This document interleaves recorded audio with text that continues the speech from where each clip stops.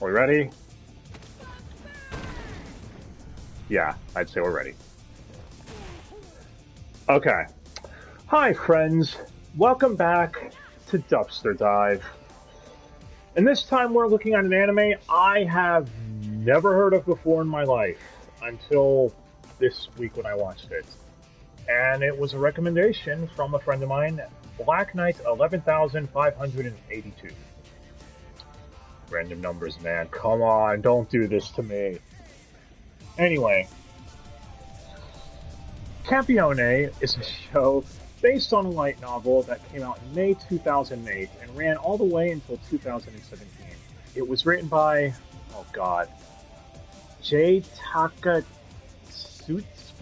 and illustrated by Sikorsky. Everyone's gonna hate me, aren't they? Okay, anyway. An anime adaptation was made 4 years after the light novels went to serialization and ran from July 2012 until September. The dub would come out in October 2013 from Sentai Filmworks.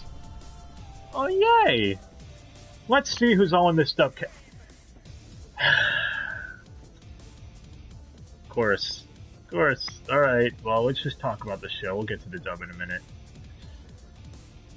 So, Campione is a show about, well, demon kings, that are also referred to as Campione, who are the only ones that could stand up against the Olympian gods. The Olympian gods being the antagonists who, for whatever reason, want to take over the world, or at the very least just want to screw crap up for their own amusement, or any number of reasons. Yeah, I know, I just talked about Saint Seiya with Goku a couple weeks ago, and already I'm talking about another show about Olympian gods being antagonists. There's even a character in this named Athena, and the show is also voiced, or dubbed, by Sentai, and you'll notice a lot of familiar faces in this dub as well if you watch the Saint Seiya new dub like I did. Regardless, our main character, Goto Kisaragi, happens to be the seventh Campione. More or less, he is able to merge with one of the Olympian gods and use their power to stand up against the other gods that are causing havoc. This show is your typical harem anime, and I guess TLDR, so I don't go too deep into spoilers yet, because you know me, I like saving the plot stuff till last.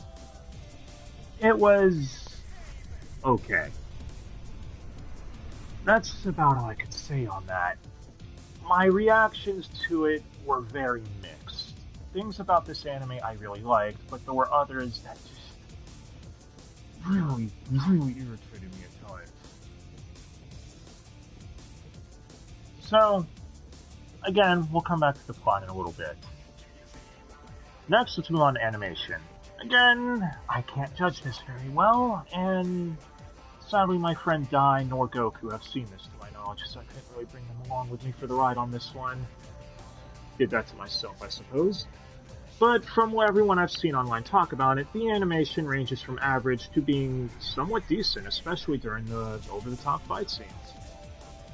Now, the soundtrack and audio design is something I can talk about, and to be honest, I didn't mind the fight songs. I thought they really were entertaining to listen to.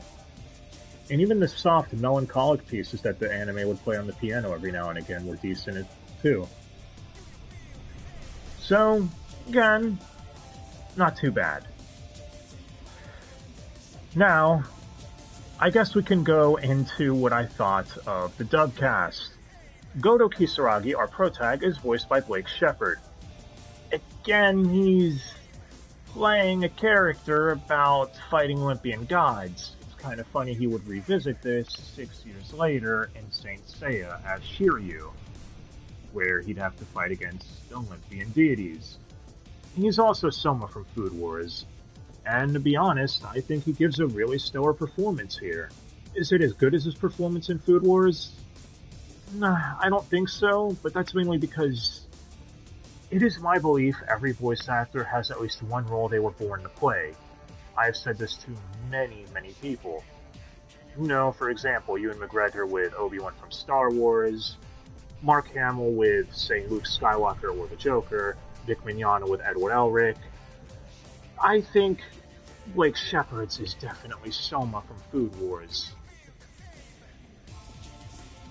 Regardless, I think he did a stellar job here still. Next, let's move on to Erica. Erica is the main love interest and a character I have a lot of problems with in this show. Again, we'll get into that. But she's voiced by, Jeff needs your help here, Monica Rial. Monica Rial, thank you. Again, another show with her name. Okay, but personal biases aside, I have to be honest, again, people know me. I said this during our Zenki Zero playthrough, and I'm going to say it again here. When a voice actor, despite how they are, does a stellar job as a role, I will credit them for that. And that's the same here. Monica Rial actually does a great job as Erica. Erica is Italian by origin, and again, Monica is really good at doing accents. Therefore, she is able to give a great performance to this character, and even speak some lines in Italian with some form of fluidity. So, I will set aside my biases and say, good job on that. I still don't like you as a person, though. Next, we have Maria, voiced by Hilary Hagg, who, again, is a legend, in my opinion.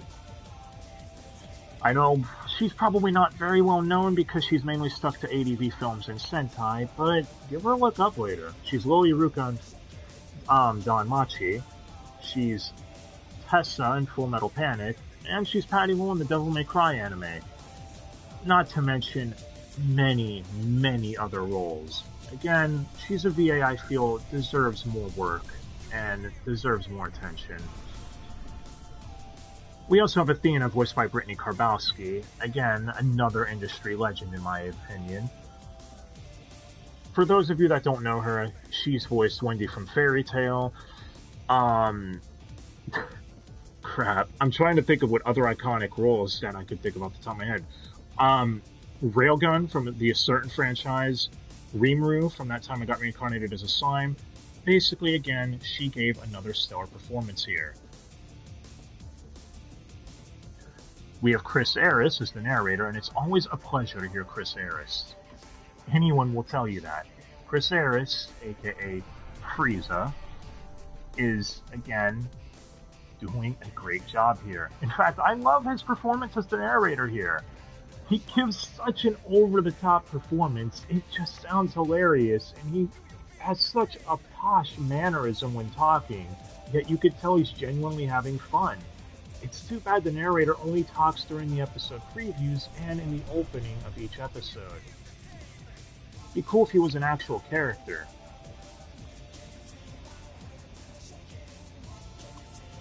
Now, the last main I'll talk about is a VA I never heard of before now, and I'm sure some people are going to slap me for. The character Liliana, voiced by Genevieve Simmons. I looked them up. The problem is, other than Food Wars playing a minor character, I haven't seen any other show they were in. That's kind of my fault, I suppose. So, apparently they were someone in Danmachi. The problem is Danmachi has so many characters, I didn't recognize them by name, so again, you can blame that dumbass mistake on me. But either way, I'd say she gave a stellar performance as well. It's a voice actress I will definitely be looking more into as time goes on and be like, oh, hey, it's you, I recognize you. I'd say this role definitely got my attention, so good job. You also have others like John Swayze, David Wald, and so on. Your typical Sentai fare. Carly Mosier also makes an appearance in this dub, as does Andrew Love. Again, I actually enjoyed this dub. despite my misgivings about Monica, I can overlook it with everyone else. And again, I'll give credit where it's due, like I said, with Monica. She did a good job as this role. Now, before we get into spoilers, I guess I'll give my grade real quick, so that way you guys who don't want to hear spoilers can bounce and know whether or not you should watch this or not. I give it a C+. Again, I've definitely seen better, but I've seen a lot worse. So, check out Campione if you're interested. It's a slightly above average harem.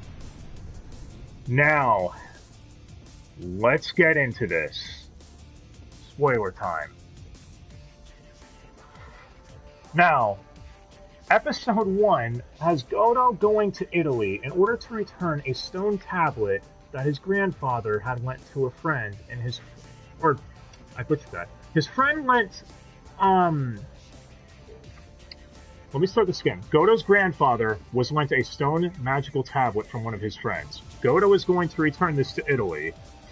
Here's the stupidity, though. When Godo finds his grandfather's friend, she tells him the tablet is full of mystical powers and he needs to hold on to it. Okay, so you mean to tell me him coming to Italy was pointless? It's...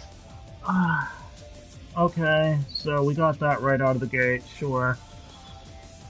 This is also around the time that Godo meets Erica, and the first time she meets him, she holds him at knife point and threatens to rob him, before promptly being interrupted by a monster, which is ultimately what stops her from mugging him.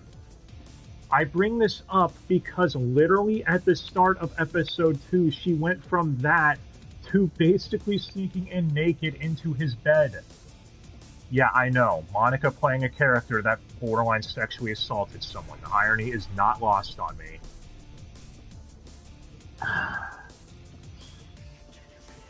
Either way, it's stuff like that where the characters do shit like this that really irritates me, because it feels like we went from 0 to 10 really quickly. Don't get me wrong, Episode 1 had a lot happen in it, but it still has an interesting setup and makes you think, okay, where are we going from here? I want to know more. But the very start of Episode 2 has Godo narrating, saying that he was forced to fight the other Campione. What? Why didn't we see that? It just glosses over that, and that sounds interesting. I want to get to know the other Campione. I want to see if we should care about them, get invested in the world. And then to top it all off, a couple of episodes later, one of the other Campione calls up Godo, reminiscing about a fight they previously had. I thought I had missed an episode.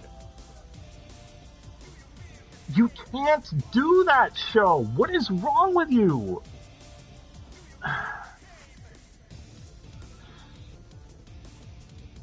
Alright. Let's bring up one of the other things this anime does that's somewhat unique, I guess? So, in order for Godo to get more information and learn about the origins of Olympian deities, such as their weaknesses, and learn more magical abilities, Campione cannot have magic cast upon them from the external sources. It has to be internal. Same with information transferring, I guess, because the only way magic works on them is if they swap spit with someone. It's basically an excuse to get our protag to make out with the various waifus throughout the anime.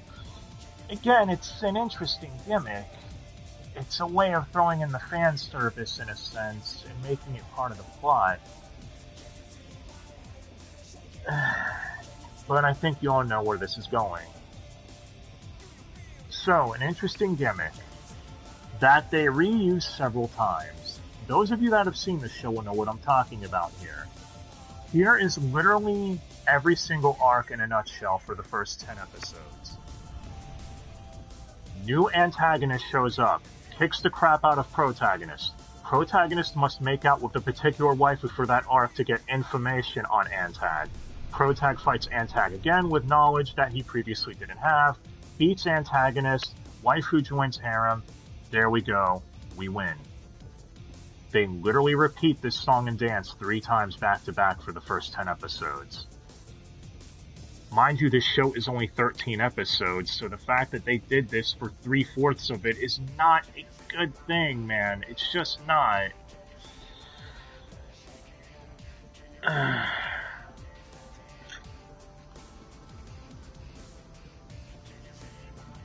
As is, I should tell you all that the show has a lot of cliches. You know, from Erica showing up in episode 2 to the protagonist's school as the new transfer student, him acting shocked, over-the-top reaction ensues.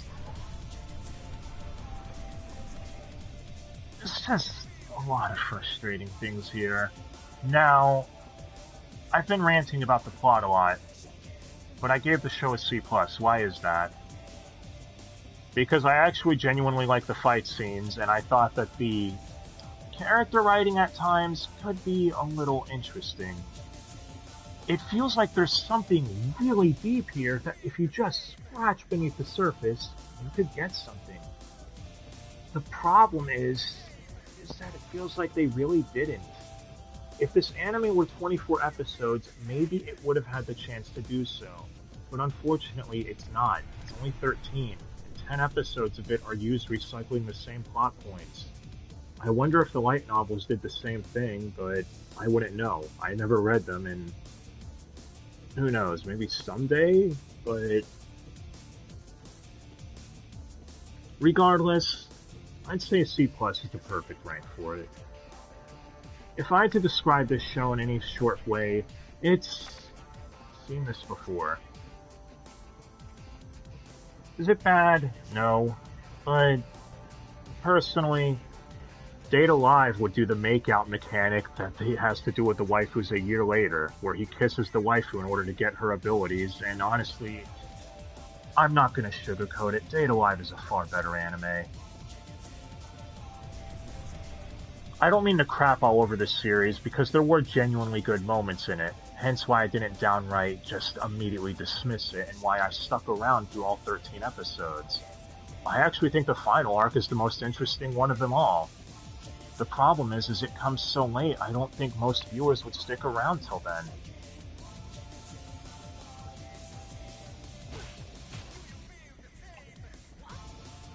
Regardless, if y'all want to check out Campione, I believe it's streaming on High Dive still. At least it should be. Not that'd be a little strange. And I did hear that this anime was in talks to get a second season in 2019. I don't know if that's true or not, but if it is, then I'd check it out. Again, it's one of those anime where I'm not clamoring for a second season, but if it got one, I wouldn't downright ignore it. I'd still watch it. Who does this anime anyway? DL Media? Oh my god, that's the studio that did Sky Wizards Academy. No, just no. Sky Wizards? No. Not touching that one. Anyway, I guess that's all I have to say on this. Please let me know in the comments what you all thought of Campione. And to my friend that recommended this, if you enjoyed this show way more than I did, I'm sorry. But hey, don't feel bad. I like a lot of crap that people hate too. And to be honest, I didn't hate this show, like I said. I just thought it was slightly above average. Despite everything I had ranted about earlier. But, you know, I feel that's what makes us true fans of something. If we can point out all the flaws in a product, yet still accept it for what it is. So, anyways, thank you all so much for watching, and again, if you haven't seen Campione, maybe give it a watch. You might find it interesting. And if you have, let me know in the comments what you thought of it. I was Elvis, and until next time, guys. See you then.